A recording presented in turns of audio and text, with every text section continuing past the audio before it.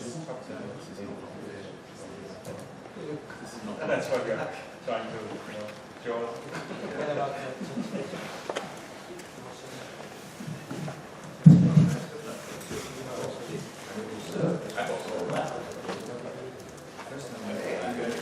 Time zones. This is a follow-up to a talk I gave 2 years ago, which was called Why Time is Difficult. And in the after that book, I got a lot of nice comments about it.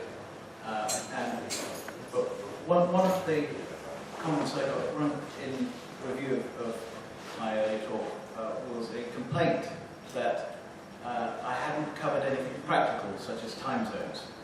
So this talk is an attempt to rectify at least half of that omission by covering time zones.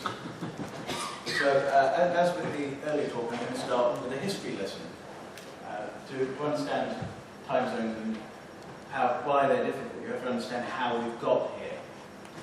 And as with the way time got complicated, it was due to advances in timekeeping, clocks.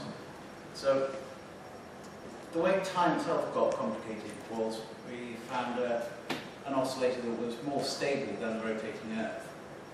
Time zones arose from an earlier advance when we got clocks that could keep time over the course of a few days, almost as well as the sun. So prior to the end of the 17th century, everyone just kept time by the sun because the best clocks that were available lost half an hour per day, that sort of value. So a clock was pretty useless. But when we got pendulum clocks at the end of the 17th century, suddenly you could actually start organising your life by a clock, and that would be almost as effective as living by the sun. And initially, of course, the practice had been to use the sun wherever you were, because communication wasn't that great. It was not so easy to track where the sun appeared to be in the sky at some distant location. So the practice since time immemorial had been to use local solar time, which of course depends on your longitude. So when clocks came in, clocks initially had to, in order to be considered correct, they had to show the same time the sun showed. So they had to show local solar time. The early clocks always did that. The essence of a time zone really is to use a conventional time that's not precisely your local solar time, and to use the same time across a large area. And this first came about in the 18th century when we started to get, it's the beginning of the Industrial Revolution. We've got a lot more people living in towns, and we get towns having their own clock, and the clock is considered canonical for the entire town. Historically, they would each show the time, the local solar time as it was at some place within the town. If you're lucky, it's at an astronomical observatory. You've got good quality time from that time. In this era, time is considered mostly an astronomical phenomenon. And so you end up with time zones like this. These are the earliest time zones. These are British towns, and I've described their local solar times in terms of Greenwich Mean Time. We get an early version of Greenwich Mean Time really in the early 19th century, but we can retrospectively describe them all in those terms. So there were these differences between towns, but that didn't matter as long as it took days to move between the towns. This kind of situation of the clocks being different everywhere only really becomes unacceptable when you've got a combination of good clocks so that you can transport and keep time, and telecommunications so that you can compare the clocks at different locations. And in the 18th century, there wasn't very much of that, so these differences did not cause any problem. Started to get a problem towards the end of the Industrial Revolution, when telecommunications got better. Wired telegraphy comes in the mid-19th century, but really the first telecommunications to make a big difference on this was the railways. Sorry, I'm having trouble hearing you. Right. Yeah, I think it's better. Yeah.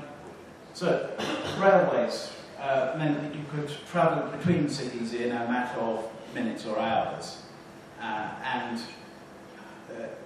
they ran according to schedules, and the schedules, in order to be locally acceptable, had to use the local time in each town. So if you wanted to make a railway timetable in the Victorian era, you would need to have a table such as this of the time zones across town. And if you really wanted to understand the railway timetable, you'd need the same kind of table. That's very awkward. And it wasn't just an inconvenience for catching trains. There are lots of stories about people missing trains because the time zones were so complicated. But there was a safety issue as well. Without having good telegraphy, a lot of the signalling on the railway depended on assuming that a train would only take a certain amount of time to clear a region of track. A lot of single-track areas were worked by having time slots, and if the train drivers misunderstood which time was to be used for that signalling schedule, then you could get trains crashing. There were lots of crashes on near misses. So we've got it easy these days. If we get time zones wrong, we could be very embarrassed. But in the Victorian era, it was a matter of life and death. Time zone confusion cost lives. So in the 1840s and 50s, the railways started abandoning this complicated time zone system.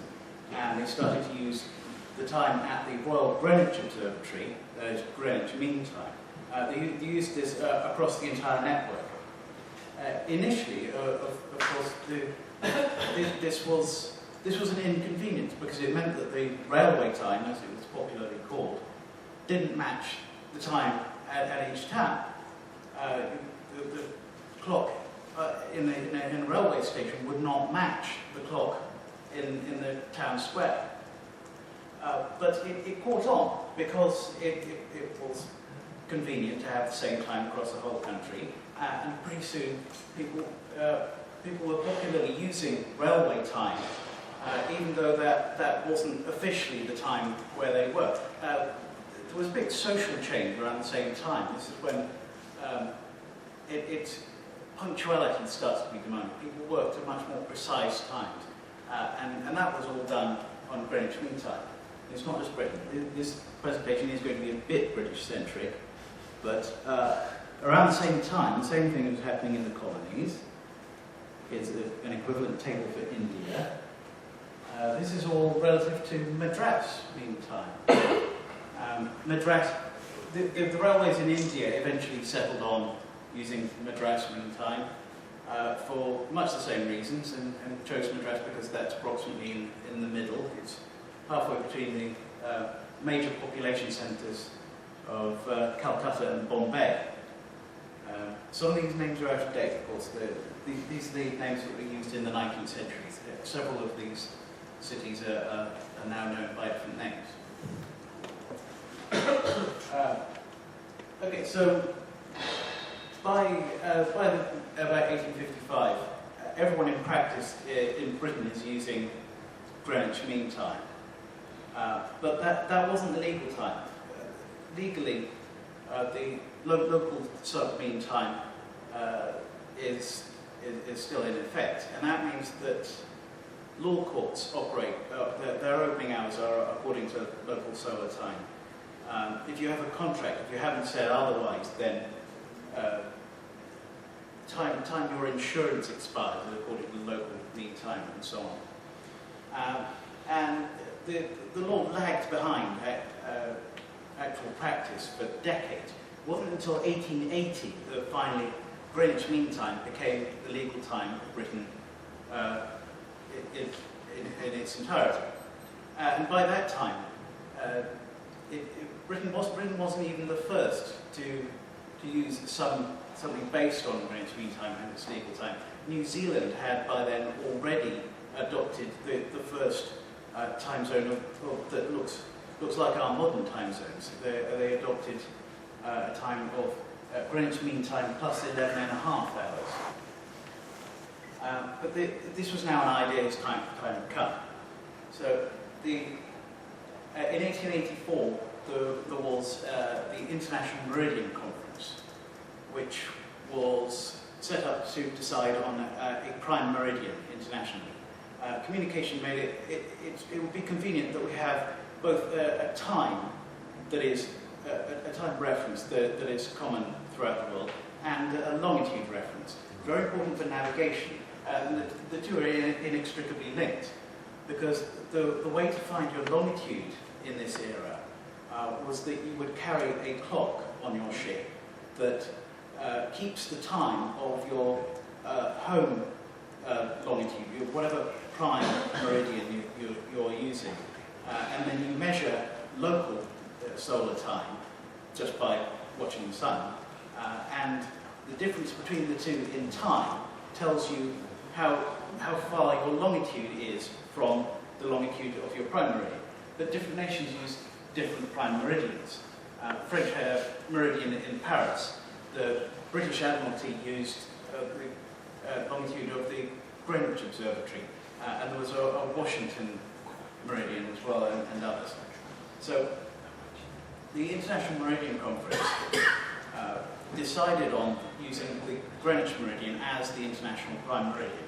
There are only two countries that objected to the choice of Greenwich, one of them being France. They just couldn't stomach the idea of accepting the old enemy's standard. So there was agreement on the Greenwich longitude as the prime meridian, and there was also, the Meridian Conference also defined what it called the universal day. This is essentially the international time reference. They say that the universal day will be mean solar time on the prime meridian, with the day starting at midnight. That was an important thing to specify, because in this era astronomers preferred to measure time from noon. Question? Can you be a little louder? Yeah. Sorry. Okay. So the International Meridian Conference defined the Universal Day, and as a result of that, we have what we now call Universal Time, which is essentially the same thing. It's time matching mean solar time on the prime meridian, and with the day starting at midnight. The term Greenwich Mean Time, because of this difference between starting the day at noon and midnight, the term Greenwich Mean Time became ambiguous, and that's why it's preferred not to use that term anymore. You should use the term Universal Time, because that's unambiguous about starting the day from midnight. Which year was this conference? The International Meridian Conference was in 1884. It was in Washington. So, at the time of this, although they defined the Universal Day as being a time standard that's shared between all countries in the world, they didn't attempt to state that every country ought to use that as their own time, although there was quite a bit of feeling that we ought to be adopting a single time scale for the whole world. And things would be a lot simpler if we had adopted that. But this is really the heart of why time zones are difficult, is that there is no international authority to impose that kind of decision. And that's why we still have different time in every country. If the Meridian Conference had attempted to say that every country should use universal time as its civil time, then this would not have been accepted. It would not have worked. There was a possibility of the compromise position of defining a system of time zones. Time zones were proposed by about 3 people at the same time. It's usually attributed to Sanford Fleming, he suggested that if you couldn't actually adopt universal time, then you could at least use integral hour offsets from universal time. And that's roughly our modern concept of time zones. But again, the International Meridian Conference didn't recommend that because they considered that to be out of scope. Actually, Senator Fleming's idea was that you would refer to the hours of the day in two ways simultaneously. Firstly, you would use numbers to refer to the hours, and that would be relative to your local midnight, but you would also use letters, and the letters would be the same for each hour worldwide. And then your time zone is simply, it indicates how the letters and numbers match up. And this has been reproposed occasionally, but that's never caught on. But since then, we have had a gradual process of countries adopting time zones based on universal time. And it's mostly integral hour offsets. No one's actually adopted universal time when it's not been appropriate for their longitude. We haven't got that far yet. Personally, I think New Zealand might be the first again because they have the inconvenience of the international date line. But anyway, this process took a while. From the International Meridian Conference, it took almost another 90 years before every country was using a time zone based on universal time. And this was not a smooth process. In 1911, France adopted universal time, or as they would call it at the time, Greenwich Mean Time. The term universal time didn't exist until the 1920s. In France, it was politically impossible to adopt a standard whose name referred to Britain. So the same bad feeling that was in evidence at the International Meridian Conference. So the law of 1911 didn't say that they were adopting Greenwich Mean Time. It said that the time in France shall be Paris Mean Time minus 9 minutes and 21 seconds. that was the law. Within a second, that is Greenwich Mean Time, that's universal time. But at the time, they couldn't describe it in those terms. In other cases, sometimes the adoption was very irregular. For example, the Netherlands adopted universal time plus 1 hour. Anyone know in which year they did this? Oh, I'm Dutch, so I do know. Yeah? Go on. 1940? 1940, yeah. And the circumstances behind that was they'd just been invaded by Germany. The Germans, being very efficient, had already adopted time zone based on Greenwich Mean Time. They were using UT plus 1 hour, plus DST actually. They'd already got that. So when they invaded the Netherlands in May 1940, it enforced their time on the Netherlands at that point.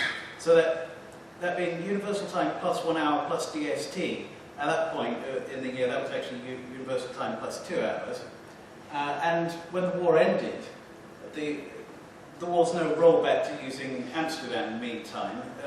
They kept the GMT-based offset, but of course deciding locally when to do their DST changes. And the last country to switch from using local mean time was Liberia in 1972. The reason is that. So it's really only since 1972 that we've had the system as simple as we imagine it to be today, which is not perfectly simple, as I mentioned. Most countries use integral hour offsets from universal time, but there are these exceptions. Dave Cross showed a handful of these in his lightning talk on Monday. This is the full set. I'm dividing up the zones according to the Olsen time zone database. There are 17 distinct zones that use non-integral hour offsets from universal time. And they have 13 distinct base offsets. And as you can see, some of them do daylight savings time.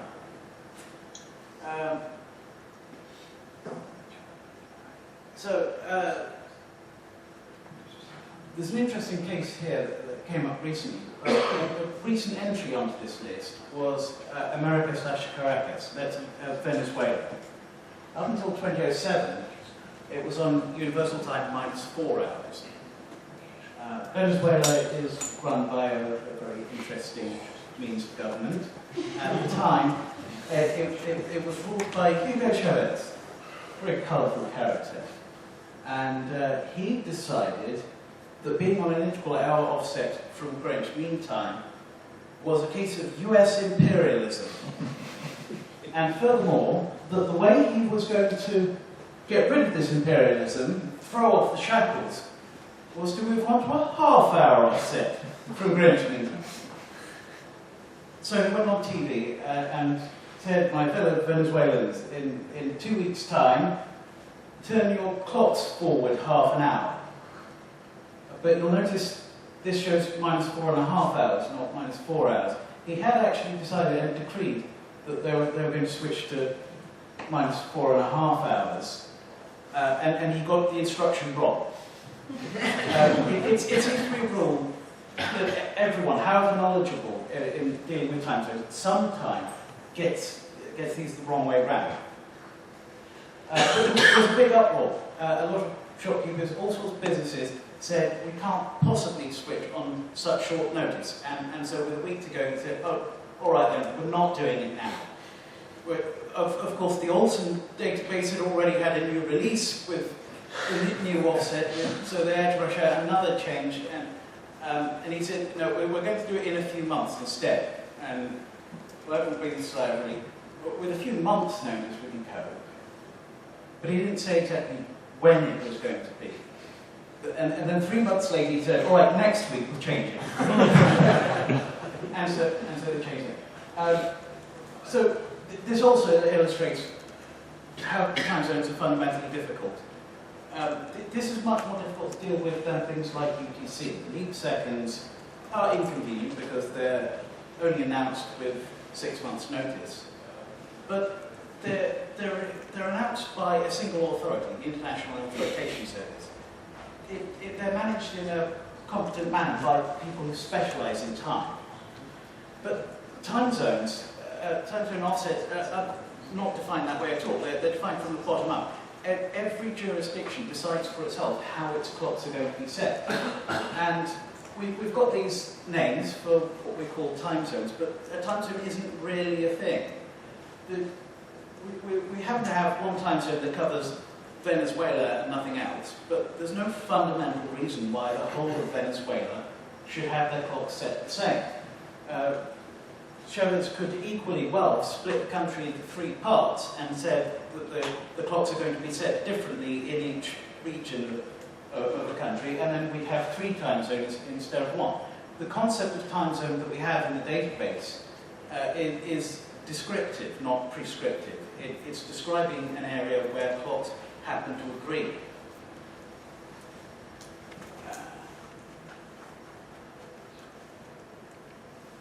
I have some material here on daylight savings time. I might say that for later, because I've got more material than I've got time for.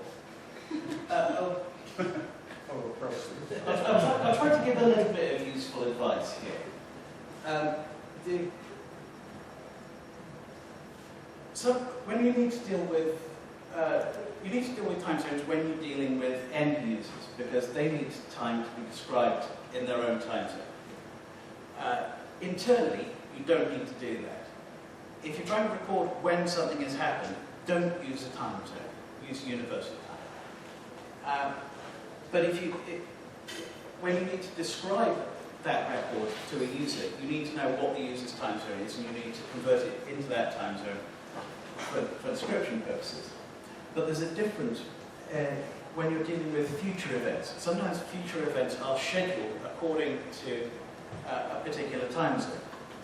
If you're setting up a meeting in Caracas, say for example, and you're setting up for next year, you're probably scheduling it for, let's say, 12 o'clock Caracas time. And you can apply the current version of the Olsen time zone database, and you have a good idea that that 12 o'clock Caracas time is going to be 1630 universal time. But you mustn't store it as 1630 universal time. In that case, if you're actually scheduling it according to a local time zone, then you must store 12 o'clock Caracas. And when it comes to a year later, on the day of the scheduled event, you perform a conversion according to the latest version of the database. You need to know what 12 o'clock Caracas time on the day is. So you must always distinguish between scheduling future events and recording when events actually happen. Another useful point, I have another interesting list of time zones. What do these have in common? It all starts with A. What's that? It all starts with A. All start with an A. What's going on there is that most of our continent names start with A. It's true. With Australasia, Antarctica, almost all. No. What these have in common is, first of all, they're geographically close to the prime meridian. But the reason why I've listed these zones is these are the zones that, in the present year, they use universal time all year round. And this has a useful effect. I suggested that places like New Zealand might adopt universal time just so that there's no confusion about what day they're on. These are not adopting universal time for any such high motivations. These are, in these cases, universal time is a geographically appropriate time zone for them. The use of this is if a computer interface forces you to choose a geographical time zone, but you don't want to be burdened by a time zone, you can pick one of these and get universal time in effect. And Morocco used to be on this list. And Morocco was always very useful on Windows, because the Microsoft time zone database, that is one of the places where you get forced to choose a geographical time zone. And it doesn't allow you to choose universal time, but if you choose Casablanca, capital of Morocco, until 2008, that was on universal time all year round. So that was the way to get a Windows machine to use universal time. But Morocco doesn't do it anymore. But it appears actually that the Microsoft time zone database thinks it still does. Possibly because it can't cope with how complicated Morocco's time zone now is. I haven't noticed any of these actually in Microsoft's database last I checked. So Casablanca seems to be the only way to get it with Microsoft. Anyway, but Morocco's own rules. As with many countries, Morocco has some rules about daylight saving time. That it switches offset by an hour for part of the year, and it has rules about when to change. It always changes on the same day of the week. It's a particular week of a particular month. And that's all scheduled according to the Gregorian calendar. But Morocco is an Islamic country, and for theological reasons, they are of the opinion that it would not be acceptable for them to be on daylight saving time during Ramadan. Ramadan being one of the months of the Islamic calendar. So every year they enter daylight saving time on the Gregorian calendar and then suspend it for Ramadan according to the Islamic calendar. And worse, they're not even using an arithmetical version of the Islamic calendar, they're using an observational version. The start and end of Ramadan is determined by actual eyeball observations of the moon. You don't know when it's going to happen until the day. So, this is a headache for the Olsen database. They've got approximate projections by arithmetical means for the next few years. But while they've got automation for any rules based on the Gregorian calendar, there's no such automation for the Islamic calendar. So it's just listed for every year separately. And then every year, on the day, there has to be a new release if the actual transition turned out to be a date earlier or later. One of very few uses of a non-Gregorian calendar for these purposes. The other prominent one is Israel. Israel has a nice, clear rule. It's a fixed rule according to the calendar, but according to the Hebrew calendar. It's much saner, but it still suffers from the lack of automation. And finally, I'll look at Mars, and then I'll start taking questions. So, Mars has time zones. Before you can have time zones as we understand them now, you need to have a prime meridian. Mars has a prime meridian. There's a crater known as Airy in Meridiani Planet. Airy is named after George Biddle Airy, who was the astronomer royal for part of the 19th century, and he built the transit telescope that defined the Greenwich meridian that was chosen at the 1884 Meridian Conference to be the prime meridian of Earth. So when people started geographically examining Mars, taking high-resolution photographs, there had to be an arbitrary choice about where its prime meridian is going to be, just in order to establish a coordinate system. So this crater Airy was chosen, and when we got higher resolution photographs, we found it's fuzzy edged, it's not so well defined. So a much smaller crater inside it was chosen, named Airy 0, and the centre of that crater is defined to be at 0 degrees longitude. But for a long time we had quite a lot of positional uncertainty on, well, everything on Mars. When the Mars Global Surveyor mission got going, that was interesting. It was taking much higher resolution photographs than any previous mission, and we were able to pin down relative positions of objects on the surface much more finely than ever before. And in order to establish the coordinate system, they tried to photograph the Airy 0 crater so that they know absolute longitudes of everything else rather than just relative. But the Mars Global Surveyor had an awfully narrow field of view. It would photograph a very narrow strip of surface. And the first attempt to photograph Airy 0, they missed. And they kept missing. It took 9 attempts to get a high-resolution photograph. But they've got it now. We've got its position very well pinned down. But for a while, we knew the positions of other objects of interest in inertial space much better than that prime meridian. So we've got some time zones, which I can now describe in terms of Airy mean time. That's Airy mean time is the Martian equivalent of universal time. And here they are. Not very many of them. I'm going to split this up into chronological arrangement.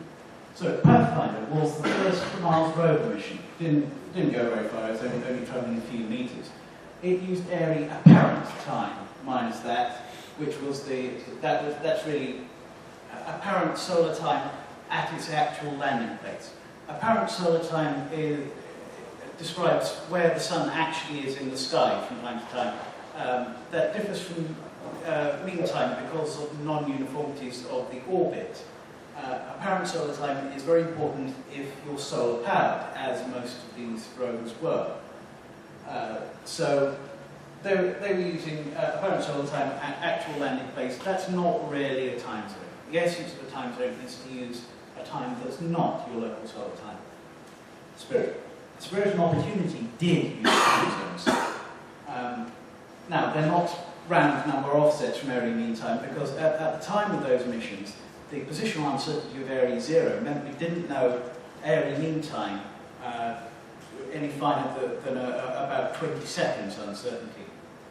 So they picked a conventional longitude which was roughly in the area of operation, but not the actual landing site. They actually chose the longitude so that mean time at the conventional longitude would match apparent solar time at the actual landing site in the middle of their nominal 90-day mission. And they've since been going for, 70 years now? So that's looking like a somewhat short-sighted choice. But they're still using those times, and those are time zones because they're conventional longitudes, and we can now describe them quite precisely in terms of area mean time. But since then, we've got a good handle on area mean time. The Curiosity rover is actually using an integral hour offset from area mean time, at least for some planning purposes. They still need to track actual local apparent solar time for certain science purposes. But there we are, time zones on Mars, and that's the current state of the art. So I'll take questions now. Do you have maybe some article about this that could be easier to translate to other languages? Because not always can be understood well at the first time. That's cool. I don't have a single article for this. Quite a bit's been written about Mars. If you look for a software package called Mars 24, that's I think it's a Java program. It knows about the time as used by all the rover missions and so on, and people have referenced it in scientific papers and so on. So that's quite well understood. That's a good reference point. Yeah. So is everything time already in the Olsen database? Martian time zones, are they in the Olsen database? Martian time zones are not. The Olsen database has a limitation. It records the offset, but it doesn't say what it's offset from. And if you saw my earlier talk on why time is difficult, you'll understand that there are many flavors of universal time. In fact, there's no international agreement on which flavor of the universal time should be the basis of time zones. If you need to be more precise than a second, then usually the time zones are not that well defined. Some countries have chosen to use UTC, some are explicitly using UT1. Most have said range mean time that they're not really being specific. And since the Olsen database doesn't track those, it also can't really handle the offset being from area mean time. The Olsen database fundamentally assumes that everything is offset from a single base timescale, so it can't handle Mars timescale. Is this hour, is it a Martian hour or an Earth hour? Is that a Martian hour or an Earth hour? That is a Martian hour. That makes sense. This is, in this timekeeping system, these hours, minutes and seconds are really measures of angle, not of time. Historically, there's a lot of duality between them. And that's fundamentally the difference between UT1 and UTC. So this is, these are 24 hours per Martian day, that's per Martian rotation. 60 minutes per hour, 60 seconds per minute. And in terms of Earth time, the Martian day is about 24 hours and 40 minutes. And people working on Mars missions actually have watches that have been modified a bit to tick on Martian time. Not so long ago, there was some countries that counted the start of the day from when the sun rose. When did they actually stop doing that? Right. Saudi Arabia, I think. Counting time from when the sun rises. Different traditions have different rules about when the day transitions. So there's, in universal time, the day switches at midnight, but in some traditions, particularly important in religious traditions, sometimes the day changes at dusk or at sunrise or something. I've not actually encountered anyone counting hours from that. I think what you're referring to about Saudi Arabia is that they were using apparent solar time, supposedly for some purposes in the mid-80s. That doesn't seem to be a current thing, and it far postdates the general adoption of time zones based on universal time. So I think that's not a current thing. Notional day transitions for some purposes can still be at other times of day, but we actually number the hours universally from midnight. Well, your choice of midnight. Possibly fit in one more question? I'm sorry, can we get a part of your speech about daylight saving time? Maybe a link? I'm afraid we don't have time for that, but I may reply to that. I'll have to promote that separately. Okay, we're out of time now. Thank you for listening.